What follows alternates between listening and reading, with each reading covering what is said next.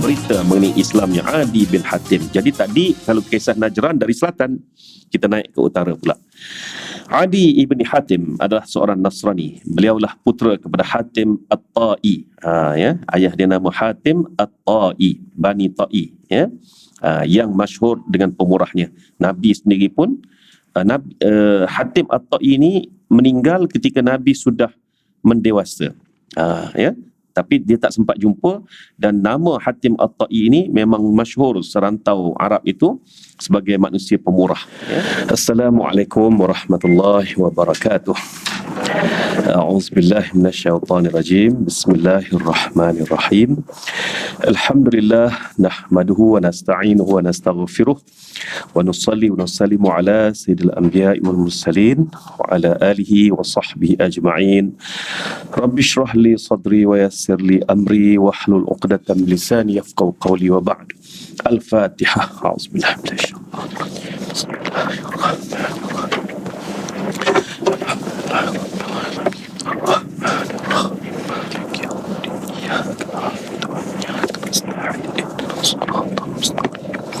صراط الذين أنعمت عليهم غير المغضوب عليهم. Amin ya rabbal alamin. Alhamdulillah, kita sambung bicara tajuk rombongan suku Thaqif dan kemasukan mereka ke dalam Islam. Ingat tak? Muka surat 665, ya. Betul tak? Berapa? Oh, dah habis bab tu ya? Adi bin Hatim masuk Islam, ya. Okey, alhamdulillah. Jadi dah baca muka surat tu kan? Muka surat yang mubahalah sebelum tu. Sumpah mubahalah. Ada baca tak? Ada baca kan? Saya minta supaya baca kan? Tak apa, kalau tak baca pun sila tanda muka surat 669 dengan 670 tu, ya. Sebab apa? Sebab lepas ni kalau ada orang duk cerita lagi pasal sumpah mubahalah ni kan, sumpah laknat lah sumpah mubahalah ni. Wallahi wa billahi wa tallahi saya tak buat, contohnya lah kan. Jadi kita nak tahu sumpah dia tu ada ke tak dalam Islam, kan? Jawapannya ada, muka surat 669 dan 670 tu, ya. Jadi sumpah mubahalah ni bukan boleh sumpah main-main je. Orang yang sumpah main-main tu dia jadi sesumpah, kan? Gitu kan. Jadi sumpah mubahalah ini Nabi SAW pernah buat. Tapi bukannya untuk menidakkan, saya tak ambil rasuah itu, saya tak ambil duit itu, contohlah kan. Itu tak ada sumpah mubahalah dalam bab itu. Buktikan di mahkamah bahawasanya anda betul-betul tidak ambil rasuah, tidak ambil apa, contohnya kan. Jadi sumpah mubahalah di situ, kalau selainlah daripada kes isteri dan suaminya yang menuduhnya berzina tu, bab itu satu lagi ialah bab apa? Bab akidah. Jadi Nabi SAW pernah sumpah mubahalah ini, kalau aku ini seorang pembohong dan bukan Rasul, maka laknat Allah ke atasku. Ya. Itu yang Nabi pernah sebut. Yang dalam bab lain tak ada. Jadi jangan pandai-pandai nak bermubahalah dengan benda-benda yang tak ada, ya. Begitu maksudnya. Jadi mubahalah, ya. Itu nama dia.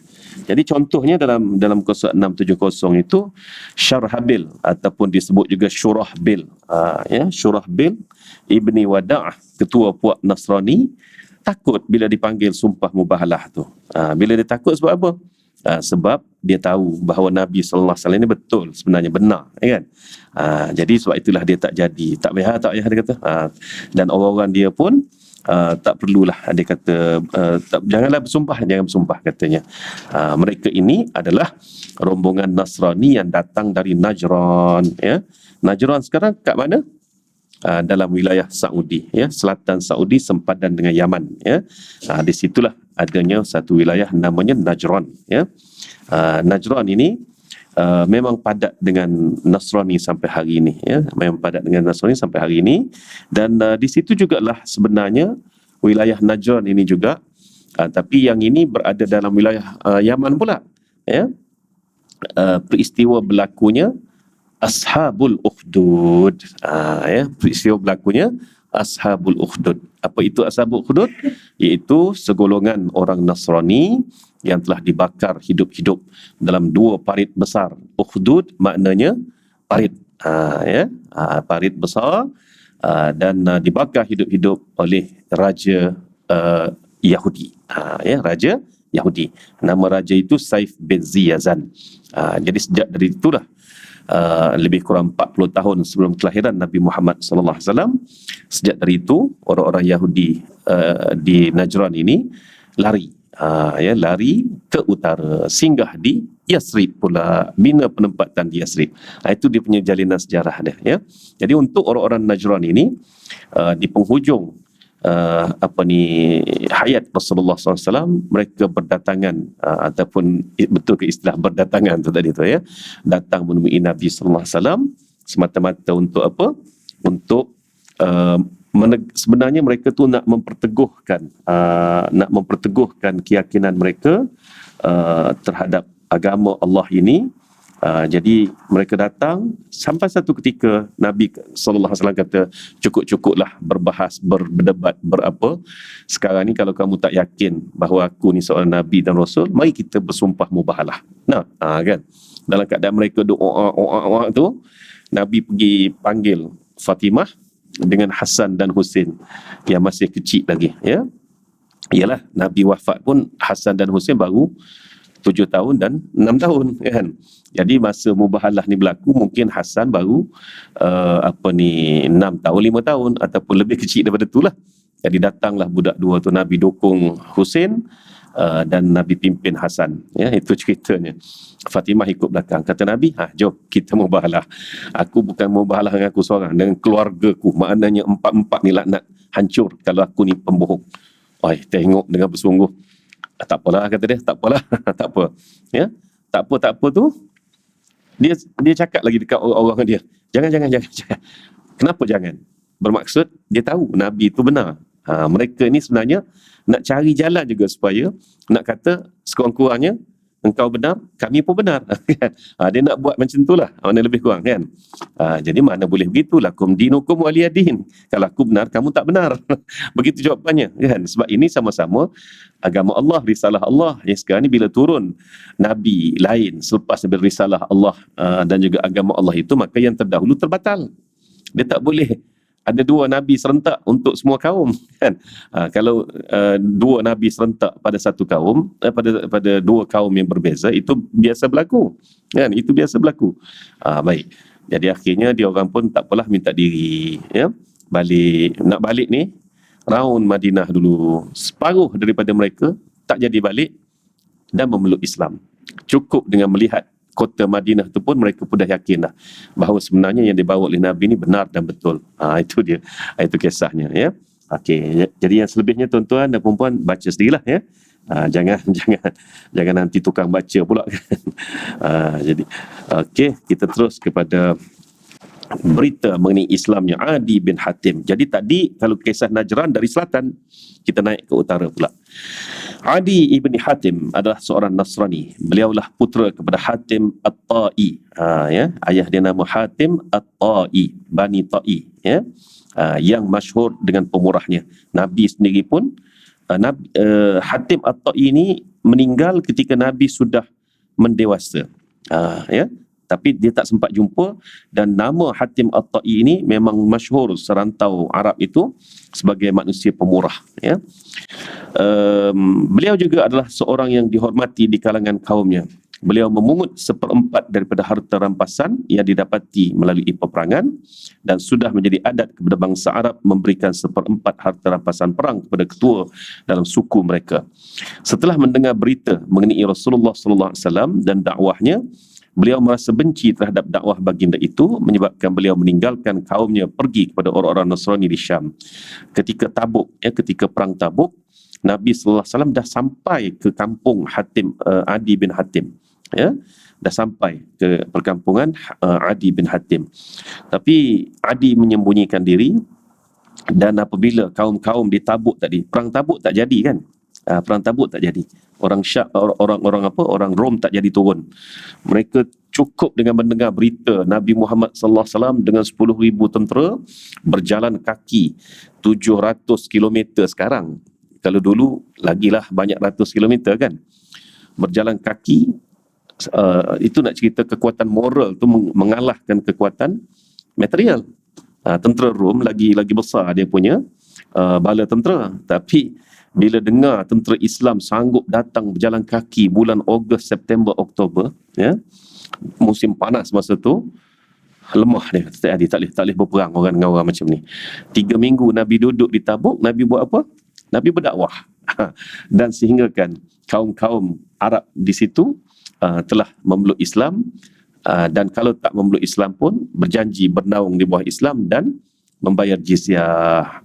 Adi dia tak boleh jumpa Nabi SAW. Pada masa itulah dia lari pergi ke Syam, sebab dia tahu dia tewas. Dia tewas dari segi moral pun dah tewas, dari segi kemasyhuran pun dah tewas. Akhirnya dia pun membawa diri ke Syam, ya. Itu keadaan Adi bin Hatim.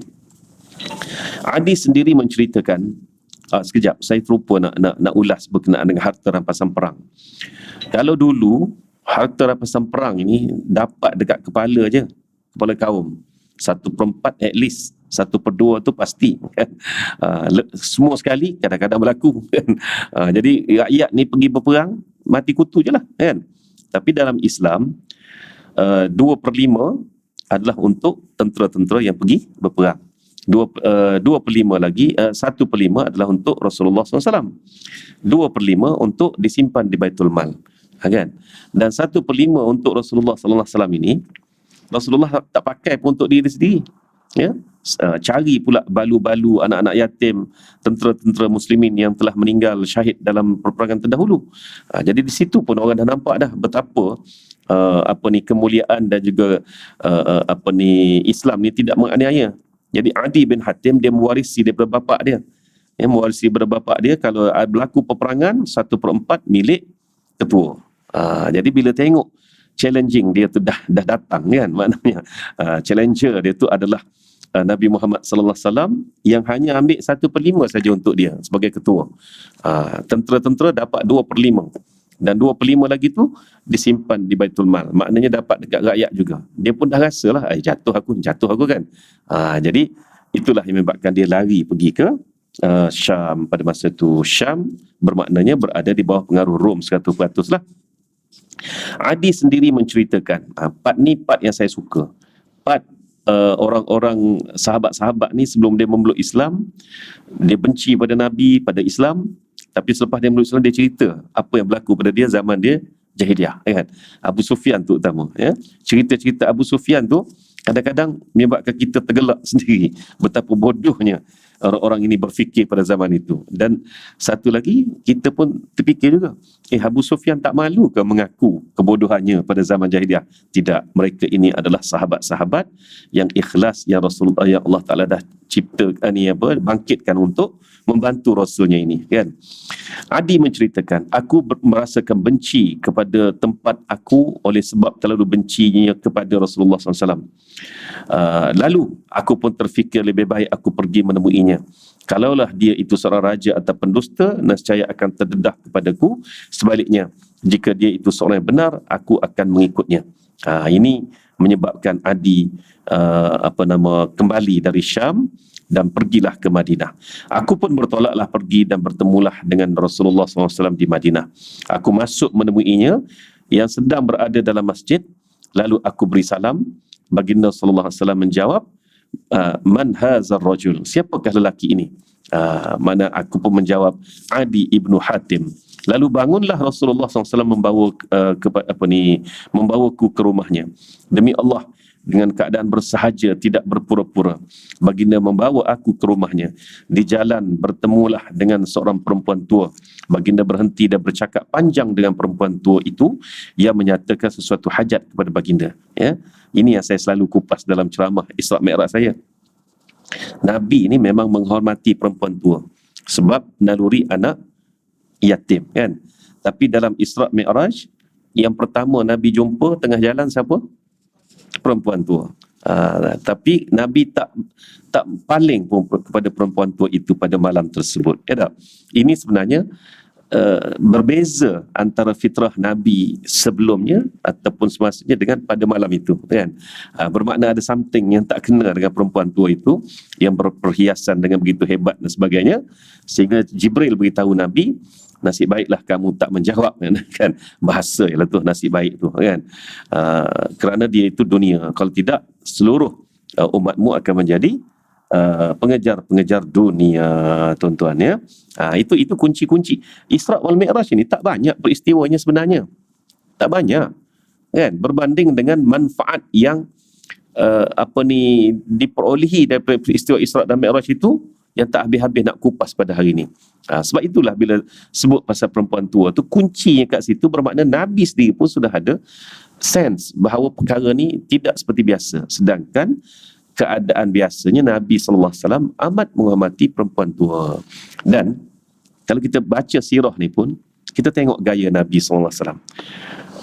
Jumpa Adi di masjid, Nabi tak terus berdakwah kepada Adi, sebab Nabi tahu dah dia orang ni memang padat pekat sangat dengan Nasrani tadi tu.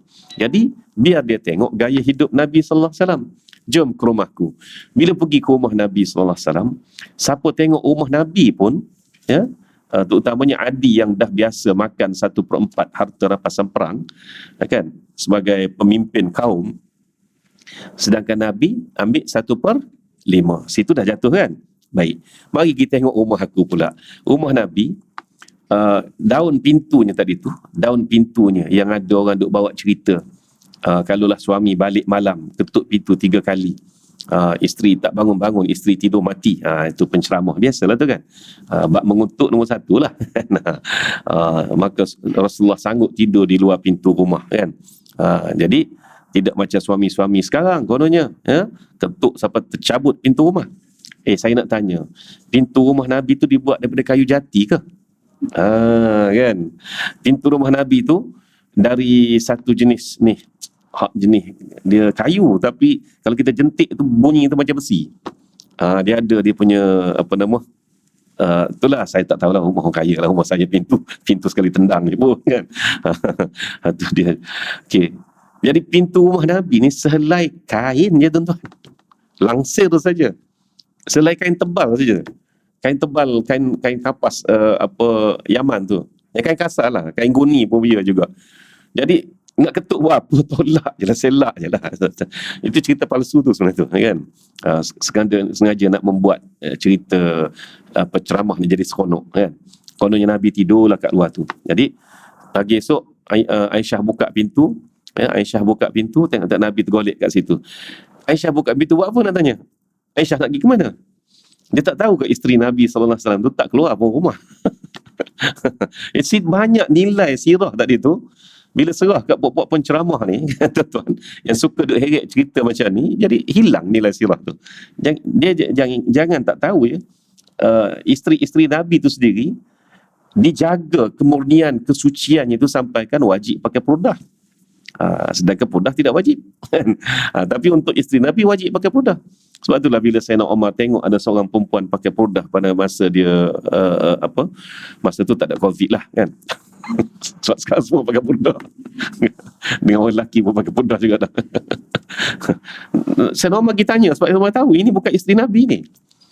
Sayyidina Umar suruh pecat, suruh buka purdah tu pada masa tu serta-merta, sebab hanya isteri Nabi je pada masa itu, sebenarnya, kan. Jadi di situ cerita banyak tak kena lah sebenarnya, banyak tak kena. Dan kalaulah diselak pintu rumah Nabi tadi tu, kalaulah rumah Ummu Habibah, anaknya Abu Sufyan, Ramlah binti Abi Sufyan, di rumah dia ada kerusi set macam kita, dari Harvey Norman, kan. Hanya ada sehelai pelapik duduk sahaja, yang hanya dibuka kerana tahu dah hari ni giliran Rasulullah SAW sampai, maka dia pun buka lipatan semata-mata untuk Rasulullah duduk kat situ. Jadi ketika Abu Sufyan sampai, kebetulannya hari itu hari giliran rumah dia, Nabi datang rumah dia, kan. Nabi makna giliran Nabi ke rumah Ummu Habibah. Abu Sufyan pun tengok rumah kosong, tak ada apa, ada satu pelapik duduk, ya, maka duk ingatkan untuk dia duduklah sebagai tetamu. Bapak, kan, bapak ni datang ni, kan. Dia tarik terus gulung. Bapak tak layak duduk atas hamparan ni, sebab hamparan ni khas untuk Rasulullah SAW sahaja.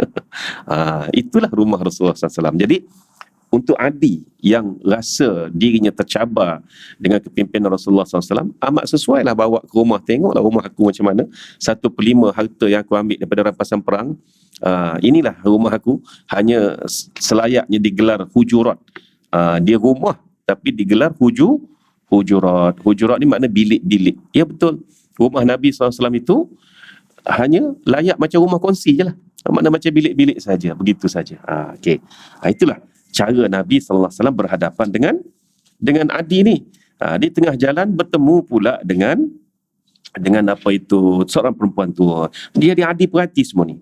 Dan kemudian aku pun dibawa baginda hingga sampai ke rumahnya, dan baginda mencapai sebuah bantal sandar. Ya, bantal sandar ini dalam kitab Syama'il Muhammadiyah kan, ada bab bantal Rasulullah SAW kan. Bahkan ada dalam hadis itu Nabi kata, kalaulah tuan rumah hulur bantal kat kita, kita kena duduk lama lah dalam rumah tu. Untuk apa tu? Untuk tidur ke? Di situ kita kena faham soal budaya pula. Pernah pergi rumah orang Arab? Pernah? Tak pernah? Dia orang Arab ni kalau ada set Harvey Norman sekalipun, dia set IKEA, kau tak kira lah kan. Dia tetap kena ada juga jenis macam tilam gitu yang bersandar ke dinding. Dia tak sempurna Arab ni. Dia duduklah atas kursi set tu pun dia tetap nak duduk di bersandar ke dinding. Dan perasan tak atas tilam tu ada apa? Ada bantal. Jadi bantal tu caranya duduknya letak siku. Letak siku, bersandarlah ke dinding. Itu caranya ya. Jadi apabila Rasulullah SAW kata kalau tuan rumah hulur bantal, kena duduk lama lah, maknanya jangan segera permisi dari rumah itu kan. Kenapa? Tuan rumah suruh tidur ke? Jadi Nabi kata jika dihulur bantal, janganlah tolak. Jadi kalau nak terjemah literal ke dalam budaya Melayu, cannot brain lah. Ada pula tuan rumah pergi hulur bantal. Jadi bila hulur bantal tu, bantal letak siku ni, maknanya marilah kita bersembang.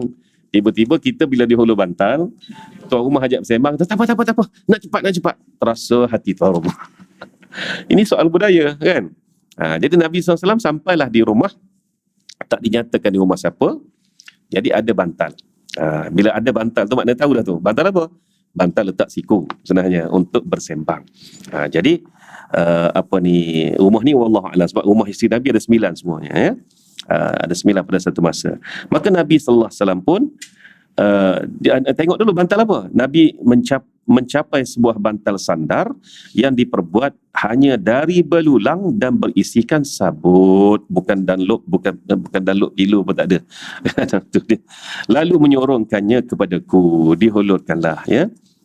Jadi sebab tu Nabi kata kalau tuan rumah hulur bantal, janganlah segera permisi, mana segera tarik diri kan. Gitu. Kata Nabi SAW, duduklah di atas ini. Aku pun menjawab, engkaulah duduk di atasnya.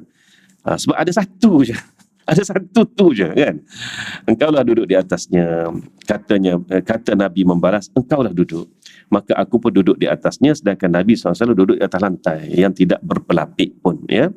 Terfikirlah aku, demi Allah ini bukan sikap seorang raja.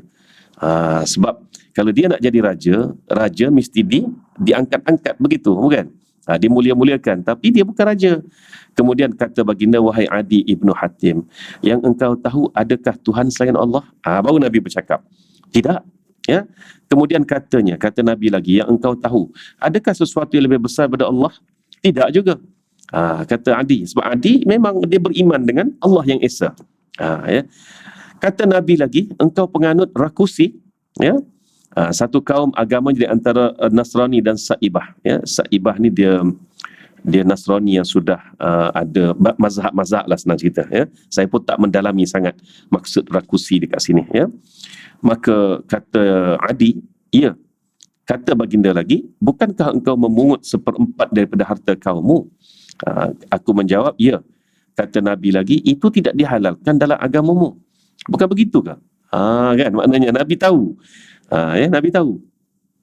Aku menjawab, memang benar demi Allah. Benar, tahu, tapi kenapa ambil kan? Terambil. Orang masuk dalam akaun, bukan nak ambil pun, kan? Kemudian kata baginda lagi, wahai Adi, yang menghalang engkau memasuki agama ini, iaitu Islam, mungkin kerana orang-orang yang menganutnya miskin-miskin belaka. Itu yang kamu takutkan. Demi Allah, sudah barang pasti bahawa harta kekayaan akan datang melimpah ruah kepada mereka hingga tidak ada orang mahu mengambilnya. Yang engkau enggan masuk ke dalam agama ini barangkali kerana engkau melihat banyaknya musuh dan sedikitnya pula bilangan penganutnya. Demi Allah, sudah pasti engkau akan mendengar berita seorang wanita keluar dengan untanya dari Qadisiyah datang ke rumah ini tanpa sesuatu yang ditakuti. Ini cita-cita Nabi sallallahu alaihi wasallam. Ya, Qadisiyah dekat mana? Dekat sempadan pesisir nak pergi ke Parsi dah. Pesisir laut nak pergi ke Parsi. Peperangan Qadisiyah, peperangan yang Sa'ad bin Abi Waqqas menang tu. Jadi Nabi kata, cuba bayangkan suatu ketika seorang wanita mengenderai untanya ataupun apalah ya, seorang diri merentas padang pasir datang ke sini untuk masuk agama ini. Datang dari Qadisiyah jauh tu, 1000 kilometer lebih tu, kan? Jadi tanpa sesuatu ditakutinya. Mungkin juga engkau tidak mahu masuk ke dalam agama ini kerana engkau lihat tidak ada pada penganut-penganutnya kerajaan dan pemerintah. Mungkin kamu lihat semuanya golongan hamba-hamba biasa saja. Demi Allah, sudah pasti engkau akan mendengar bahawa istana dan mahligai yang indah-indah di bumi Babil, Iraq dan juga Turki, itu Babil, ya, Babylon lah. Sana telah ditawan oleh mereka. Adi meneruskan ceritanya, dengan itu aku pun memeluk Islam. Jadi panjang cerita Adi ni. Ada dalam saya tak terlupa, dalam kitab Bukhari ada, ya, Sahih Bukhari ada, ya. Panjang cerita dia. Jadi Nabi SAW memberitahu gambaran akan datang umat Islam ini. Kamu takut apa? Kamu takut sebab kamu lihat pada masa ini orang Islam miskin-miskin ke? Kalau kamu takut begitu, sekarang ini kamu akan lihat dalam agama Islam nanti penganut-penganutnya kaya raya sampai mereka tak nak ambil pun harta tu dah, ya. Harta rampasan perang bagi mereka bukan keperluan bagi mereka lagi, dan mereka berperang bukan untuk harta lagi. Dan ini ternyata terjadi selama ribuan tahun. Bani Umayyah walaupun 100 tahun sahaja di Syam, tapi 600 tahun dekat Andalusia, dekat Spanyol. Abbasiyah 800 tahun sehinggalah dihancurkan oleh Tartar, diganti pula oleh Osmaniyah. Osmaniyah 1000 tahun lebih sehingga berakhir pada 1924. Dan ini belum lagi campur dengan dinasti-dinasti yang kecil-kecil ni tadi, ya. Yang dinasti kecil-kecil. Islam sememangnya berkuasa. Dan kekuasaan tadi tengok siapa yang menjadi rajanya ataupun pemimpinnya. Kalau mereka itu adil, maka begitulah jadinya. Jadi sebab itu kamu jangan lihat apa yang ada pada hari ini. Itu maksud Nabi SAW, kan? Dan perjuangan Rasulullah SAW ialah apa dia? Supaya seorang wanita boleh bersendirian dalam bermusafir, ya, tanpa diganggu gugat untuk merentas padang pasir yang penuh bahaya ini. Bab hukum wanita bermusafir itu bab lain. Tapi yang Nabi SAW beri gambaran ni, makna kalau ada seorang wanita takdirnya mengembara di padang pasir ni, mereka tak takut dah. Sebab apa? Sebab dijaga oleh pemimpin-pemimpin yang adil tadi. Jadi apa lagi yang kamu nak? Panjang cerita dia, kalau boleh cuba cari dalam terjemahan Bukhari. Dalam banyaklah tuan-tuan dan puan-puan, ya, dalam website yang menyalurkan terjemahan Sahih Bukhari dan juga Sahih Muslim ini secara online. Percuma saja, cuba cari nama Adi bin Hatim, ada kisah di dalam tu, ya. Adi menceritakan lagi, daku sempat melihat dua yang disebutkan oleh Rasulullah SAW, termasuk wanita dengan segeduknya. Segeduk tu khemah atas belakang unta tu. Istilah bahasa Melayu segeduk. Dalam bahasa Arab dipanggil haudaj, ya, haudaj. Di atas belakang unta bersendirian merentah padang pasir. Aku sempat tengok. Senang aku berada di barisan hadapan dalam pasukan berkuda yang menyerbu ke arah khazanah Kisra, iaitu dalam perang Qadisiyah. Dan aku bersumpah dengan nama Allah supaya dibuktikan perkara yang ketiga yang disebutkan oleh Nabi SAW. Jadi ketika perkara yang ketiga yang disebut itu, mahligan-mahligan istana-istana itu ditawan tadi tu, yang itu yang dia tak sempat tengok Sebab apa? Sebab dia dah tua. Jadi dia tak sempat pergi ke Babil, iaitu kawasan Iraq, kawasan bermulanya tamadun manusia.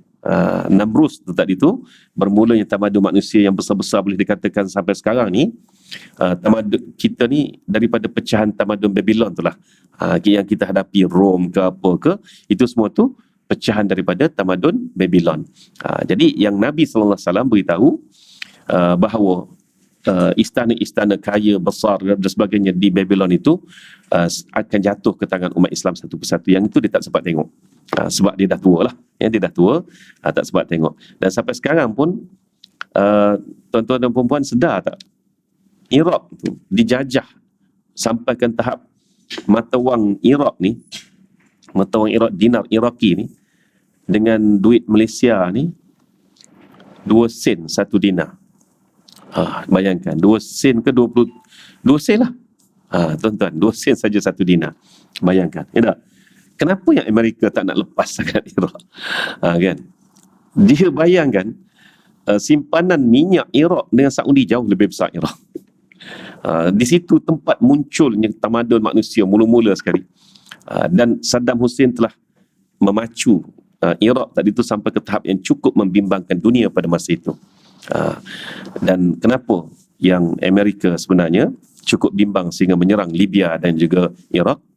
Sebab Libya dengan Iraq ini, dengan Syria sekali, mereka sama-sama di bawah pengaruh parti Ba'ath. Ba'ath itu apa? Ba'ath makna kebangkitan, parti kebangkitan. Sebenarnya Ba'ath ni adalah apa dia? Islamic sosialis kononnya. Komunis Islam. Sosialis di Indonesia. Ingat tak Soekarno pernah mempopularkan Nasakom? Pernah baca? Tak pernah baca, Masya Allah. Sejarah Asia Tenggara je tu. Terlupa. Nasakom tu apa? Nasionalis, agama, komunis. Sebenarnya benda tu hampir sama dengan Ba'ath. Ba'ath tu adalah komunis ataupun sosialis, tapi kami Islam. Jadi pengasasnya siapa? Pengasasnya di Iraq Saddam Hussein, di Libya Muammar Gaddafi, di Syria Hafiz al-Assad. Ya. Dan ada lagi negara-negara yang mengasaskan parti Ba'ath ni, tapi tak seberjaya 3 ni. Okey. 3 ni dengan konsep yang sama, adakah mereka bersatu? Tidak. Mereka bergaduh juga. Sama-sama Ba'ath ni pun bergaduh juga. Ya? Baik. Yang paling dibimbangi ialah Saddam Hussein tu, sebab dia pegang bekas pusat tamadun manusia, iaitu Iraq ataupun Babil tadi. Ya? Tapi sampai satu tahap yang konon-kononnya WTC dibom, ya tak? Yang menyebabkan dia serang Iraq dan sebagainya tadi tu, ada bibit-bibit kebersamaan antara 3 negara ni, ataupun sekurang-kurangnya 2 negara, iaitu Iraq dengan Libya. Apa dia? Mereka tak nak lagi menggunakan duit kertas, melainkan duit dinar emas, seperti mana dinar emas asal. Dan ini telah dikempen oleh Muammar Gaddafi ke serata rantau Arab. Dan nampaknya pada masa itu rantau Arab ni macam berani, sebab ada seorang pemberani nak buat macam tu. Tak boleh jadi. Itu yang dia bunuh Muammar Gaddafi, kemudian hancurkan Libya, hancurkan Iraq dan sebagainya, hancur-hancur. Itulah sebenarnya kisahnya. Ya. Jadi yang Rasulullah SAW sebutkan itu telah terbukti sebenarnya. Umat Islam dah menguasai pun Babil, ya, dan penguasaan Babil itu juga membimbangkan negara-negara barat sampai hari ini. Ya. Ini bukan pengajian sirah saja, ya, sirah yang dikaitkan dengan semasa pada hari ini. Jadi bila kita nak bangkit balik ni? Bila? Tuan-tuan, ya. Sehinggalah kita berjaya melepasi apa yang menjadi, kita kata, kongkongan pada masa ini, dan kembali kepada apa yang disebut oleh Rasulullah SAW ni tadi. Jadi engkau ni Adi nak takut apa? Jadi dengan hanya sehari suntuk bersama-sama Rasulullah SAW, maka sudah cukup untuk Adi memeluk Islam.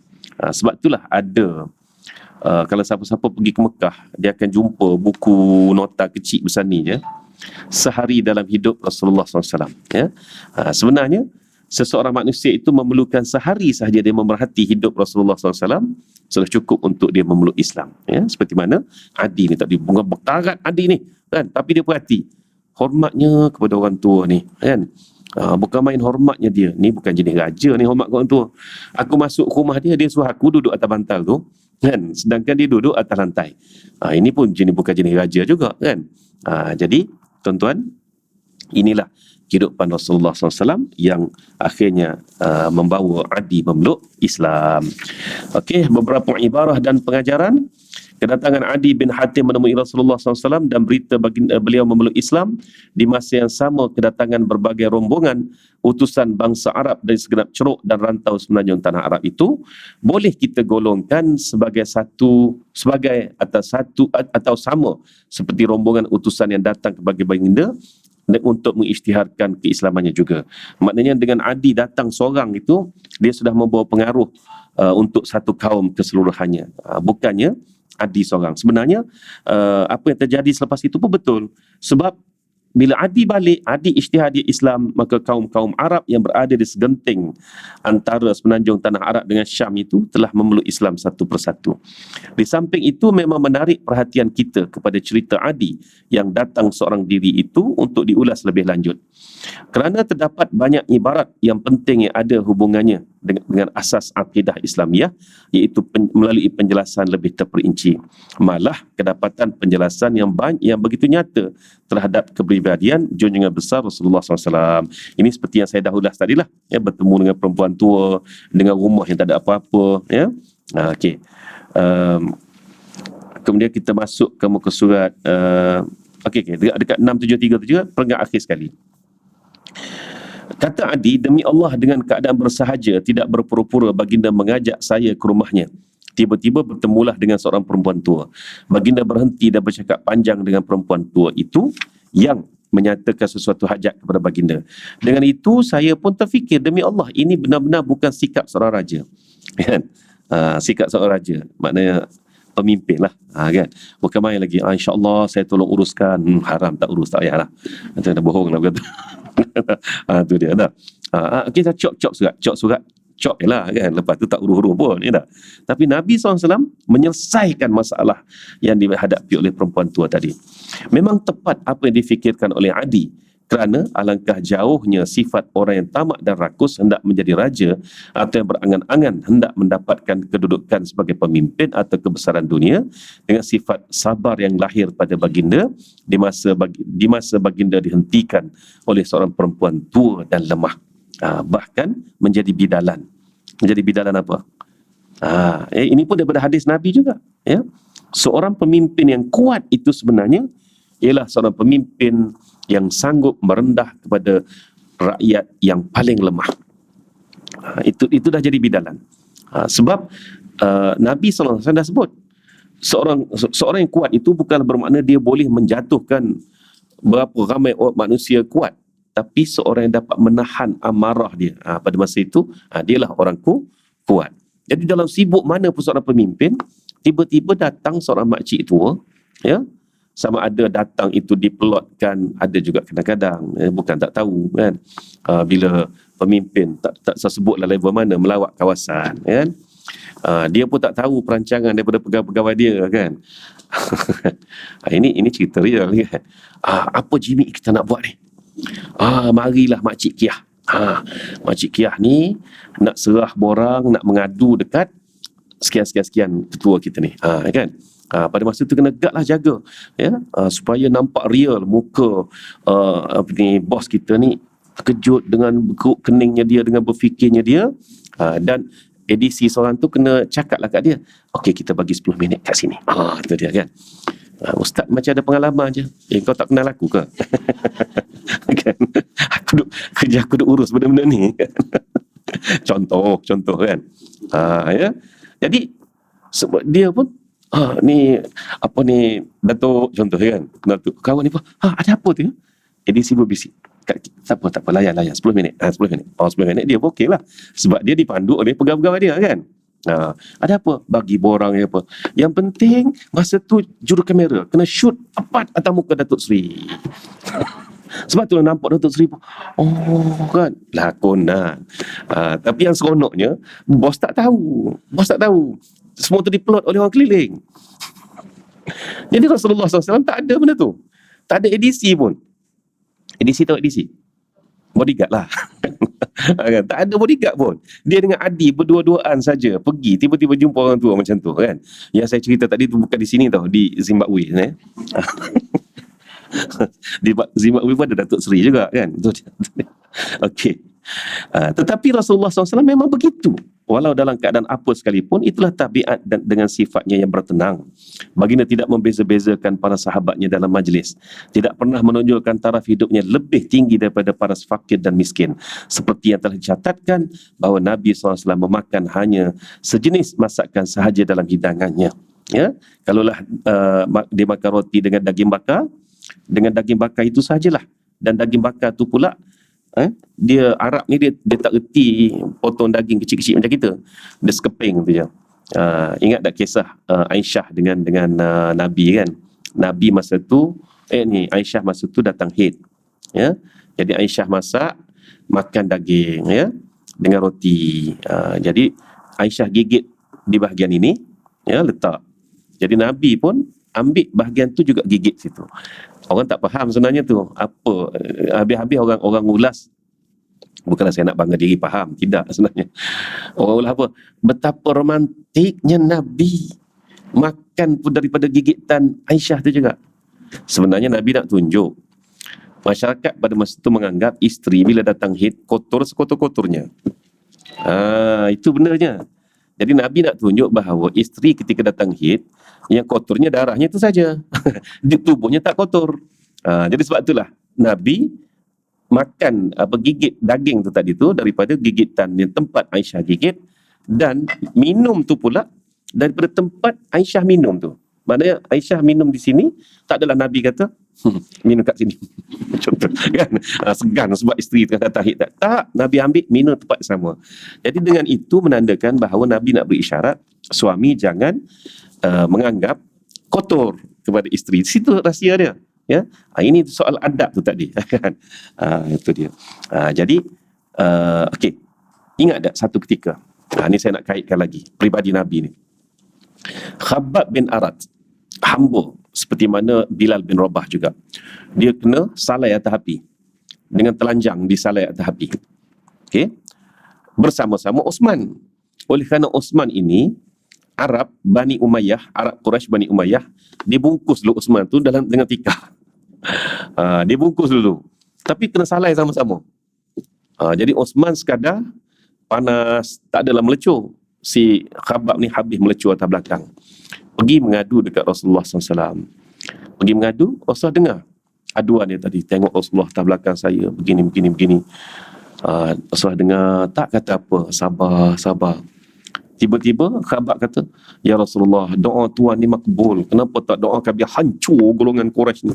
Jahat sangat. Nabi pun Quraisy tu. Jaga mulut sikit kan. Tapi sebab sakit kan, barulah Nabi pun menegur Khabbab. Dia kata apa? Khabbab, umat sebelum kamu ya disikat di atas belakangnya dengan sikat besi. Jadi hancur. Ada dengan besi panas. Dibelah mereka. Apabila berlindung di balik pokok, dipotong belah pokok tadi dengan mereka terbelah dua. Mereka tak pernah mengangkat tangan berdoa menghancurkan orang yang menyeksa mereka, sebab mereka tahu tugas mereka apa. Di situ nak halus dah. Khabbab mari mengadu, Nabi SAW layan dulu. Walau Khabbab tu siapa? Hamba kan? Layan. Sehinggalah tersalah cakap, baru kena tegur. Nampak tak? Itu memang asli pribadi Nabi SAW. Okey. Yang perenggan berikutnya tu, muka surat 674, perenggan berikutnya, mengikut kata Adi lagi, tatkala saya dibawa masuk oleh baginda ke dalam rumahnya, baginda mencapai sebuah bantal sandar yang diperbuat daripada belulang dan bisikan sabut ya. Jadi dia tengoklah tadi macam Nabi suruh dia duduk atas tu, kemudian Nabi duduk atas lantai. Ini juga bukan sikap seorang raja. Boleh jadi kerana Adi seorang yang berkedudukan tinggi di kalangan kaumnya, maka perhitungannya bahawa rumah kediaman Nabi penuh dengan alat kemewahan yang dinikmati oleh baginda. Tetapi sebaliknya dari apa yang disangkakannya, tiba-tiba beliau melihat baginda duduk bersila di atas lantai. Ya, itulah hebatnya pemerhatian terhadap Nabi sallallahu alaihi wasallam oleh Adi bin Hatim. Jadi yang selebihnya tuan-tuan boleh bacalah ya.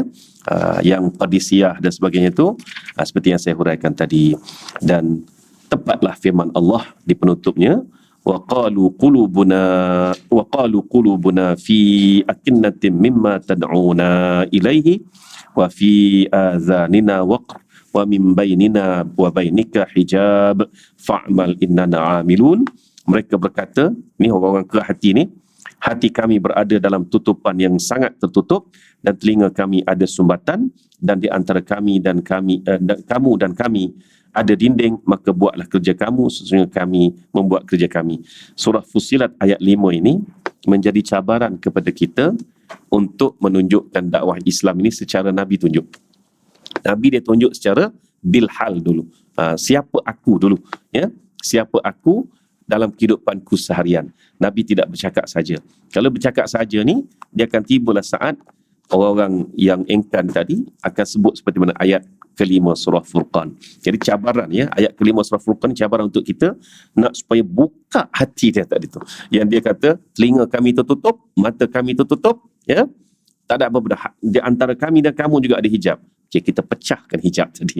Telinganya yang tersumbat tu kita cabut sumbatan itu dengan pribadi seperti mana yang Nabi sallallahu alaihi wasallam tunjukkan, ya.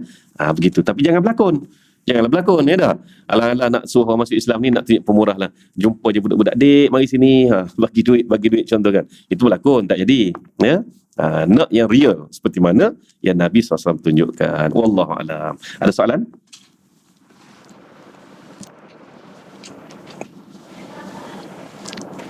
Ada soalan? Tak ada. Okey, alhamdulillah ya. Yang hujung-hujung akhir-akhir ni seperti mana yang ada dalam surah surah An-Nas, iza ja nasrullahi wal fath. Jadi itulah kalau belajar kitab sirah mana pun kita akan menemui sayadkhuluna fi dinillahi afwajan tadi. Manusia datang berduyun-duyun untuk memeluk Islam dan mereka melihat Nabi secara dekat. Sebab apa? Sudah mendapat fatah. Fatah apa? Kejayaan membuka kota Mekah, ya. Itulah insya-Allah. Di kita ni dah hujung dah ni. Hujung sirah Rasulullah dan juga hujung kitab ni sendiri. Wallahu alam. Jadi kita tangguhkan dengan tasbih kafarah dan juga salatul subhanakallahumma wa bihamdika asyhadu an la ilaha illa anta bismillahirrahmanirrahim wal 'asri innal insana lafi khusr illa alladziina amanu wa 'amilus shalihat wa tawasaw bil haqq wa tawasaw bis sabr. Sadaqallahul azim wa billahi taufiq wal hidayah. Wassalamu alaikum warahmatullahi wabarakatuh. Selamat berpuasa, selamat menyambut Ramadan insya-Allah. Alhamdulillah.